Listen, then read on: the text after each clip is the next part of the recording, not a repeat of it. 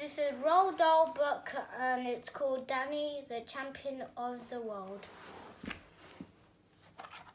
Including Danny, Danny's father, Doc Spencer, Mr. Rabbit, Mrs. Silkstone, Mr.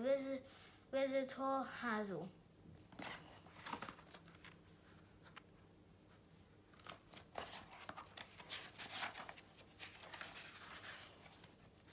Chapter 1. The Filling Station. When I was 4 months old, my mother died suddenly and my father was left to look after me all by himself. This is how I looked at the time. I had no brothers or sisters, so all through my boyhood, from the age of 4 months onward, there were just the two of us, my father and me. We lived in an old Gisby caravan behind a filling station. My father owned the filling station and the caravan and a small field behind. But that was about all he owned in the world. It was a very small filling station on a country road surrounded by fields and woody hills. While I was still a baby, my father washed me and fed me and changed my nappies and did all the millions of other things a mother normally does for her child. That is not an easy task for a man, especially when he has to earn his living at the same time by repairing motor car engines and serving customers with petrol.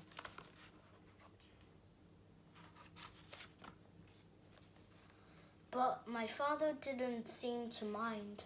I think all the love he had felt for my mother when she was alive, he now lavished upon me. During my early years, I never had a moment's unhappiness or illness.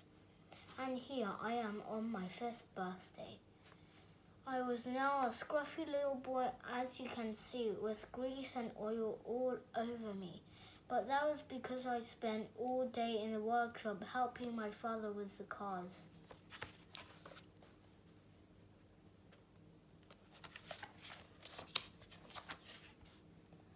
The filling station itself had only 2 pumps. There was a wooden shed and the pumps that served as an office. There was nothing in the office except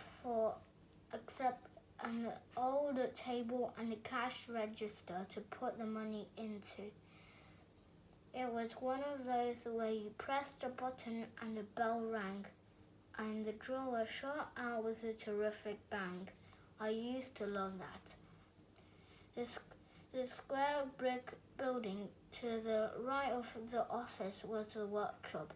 My father built that himself with loving care, and it was the only really solid thing in the place. We are engineers, you and I, he used to say to me. We earn our living by repairing engines and we can't do good work in a rotten workshop. It was a fine workshop, big enough to take 1 car comfortably and leave plenty of room round the sides for working. It had a telephone so that customers could arrange to bring their cars in for repair.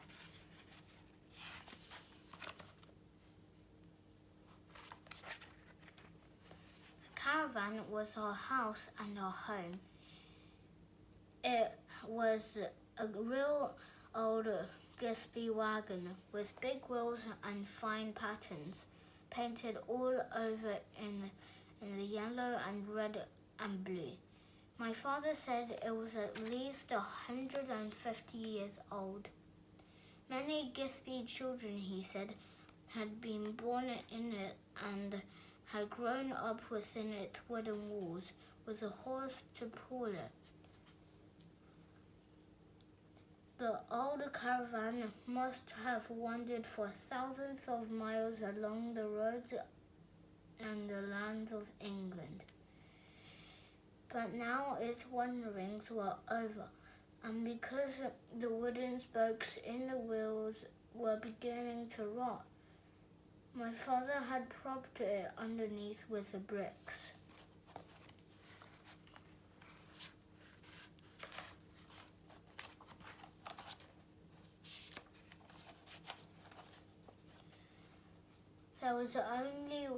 There was only one room in the caravan, and it wasn't much bigger than a fair-sized modern bathroom. It was a narrow room, the shape of the caravan itself, and against the back wall there were two bunk beds, one above the other. The top one was my father's, the bottom one was mine. Although we had electric lights in the workshop, we were not allowed to have them in the caravan. The electric people said if it was unsafe to put wires into something else, something as old and rickety as that. So we got our heat and light in much the same way as the Gispies had done years ago. There was a wood-burning stove with a chimney that went up through the roof, and this kept us warm in winter. There was a paraffin burner on which to boil a kettle or cook a stew, and there was a paraffin lamp hanging from the ceiling. When I needed a bath, my father would heat a kettle of water and pour it into a basin. Then he would strip me and naked and scrub me all over, standing up. This, I think, got me just as clean as if I were washed in a bath, probably cleaner because I didn't finish up sitting in my own dirty water. For furniture, we had two chairs and a small table, and those, apart from a tiny chest of drawers, were all the home's comfort we possessed. They were all we needed. The lavatory was a funny little wooden hut standing in the field some way behind the caravan. It was fine in summertime, but I can tell you that sitting out there on a snowy day in the winter was like sitting in a fridge. Immediately behind the caravan there was an old apple tree. It bore lovely apples that ripened in the middle of September, and you could go picking them for the next 4 or 5 weeks. Some of the boughs of the tree hung right over the caravan, and when the wind blew the apples down in the night, they often landed on our roof. I could hear them going thump, thump, thump above my head as I lay in my bunk. But those noises never frightened me because I knew exactly what was making them. I really loved living in the Gisby caravan. I loved it, especially on the evenings I was tucked up in my bunk and my father was telling me stories. The paraffin lamp was turned low and I could see the lumps of wood glowing in the red hot in the old stove, and wonderful it was to be lying there snug and warm in my bunk in that little room. Most wonderful of all was the feeling that when I went to sleep, my father would still be there,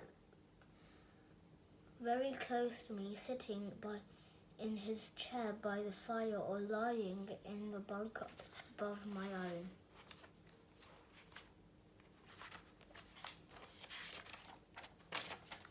Chapter 2. Big Friendly Giant. My father, without the slightest doubt, was the most marvelous and exciting father any boy ever had. Here is a picture of him.